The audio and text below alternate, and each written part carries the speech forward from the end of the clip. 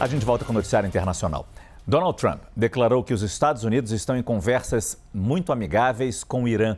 Mais cedo, o presidente americano diz ter interrompido os bombardeios após um pedido do regime iraniano para retomar as negociações. Mas alertou que está pronto para voltar com os ataques se um novo cessar-fogo não for alcançado. Eu converso ao vivo com a nossa correspondente em Washington, Mariana Janjacamo. Mariana, boa noite. Mais uma vez, os Estados Unidos e Irã oferecem versões conflitantes sobre o estágio das negociações.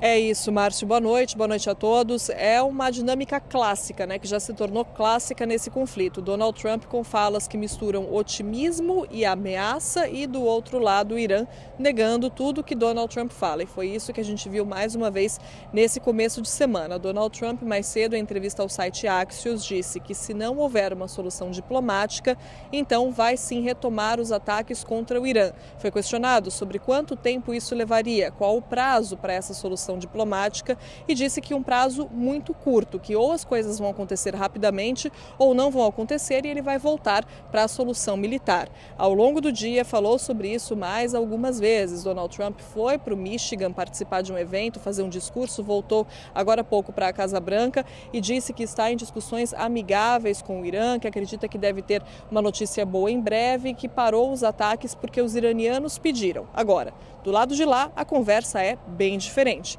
O porta-voz do Ministério de Relações Exteriores do Irã disse que não há negociações com os Estados Unidos nesse momento e que não serão os Estados Unidos quem ditará o final dessa guerra ou os rumos dessa guerra. Ou seja, mais uma vez o Irã negando o que Donald Trump diz. Agora, o que a gente tem de concreto, Márcio? Então, tirando as falas, o que a gente está vendo ali de concreto na prática? A gente entrou no terceiro dia sem ataques entre Estados Unidos e Irã.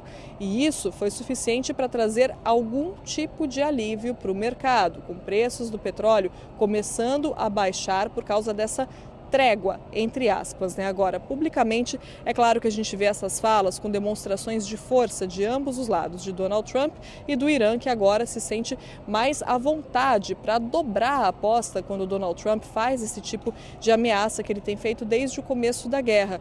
O Irã tem se sentido mais confortável para fazer esse tipo de ameaça também contra Donald Trump, principalmente depois de ver todos os efeitos, todos os impactos causados pela situação no Estreito de Hormuz. E do outro lado aqui, Donald Trump também, claro, numa situação complicada, com índices de aprovação baixos e com eleições no Congresso importantíssimas para ele chegando, se aproximando. E a gente vê então uma retórica que continua, mas ao menos 3 dias sem ataques entre os dois, Márcio.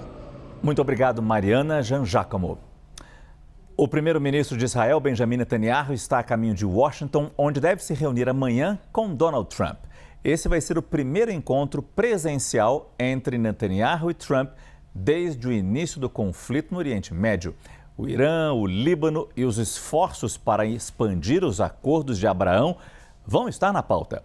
As forças israelenses lançaram em conjunto com os Estados Unidos os ataques que desencadearam a guerra, mas não participaram dos bombardeios após o colapso do cessar-fogo. Recentemente, Netanyahu reconheceu que teve divergências com Donald Trump, que chegou a chamá-lo de louco numa discussão por telefone. Trump também deve receber amanhã, na Casa Branca, numa reunião separada, o presidente da Ucrânia, Volodymyr Zelensky. Lorival Santana, nosso analista de internacional, já está aqui no estúdio para destacar essas duas reuniões de Trump com Netanyahu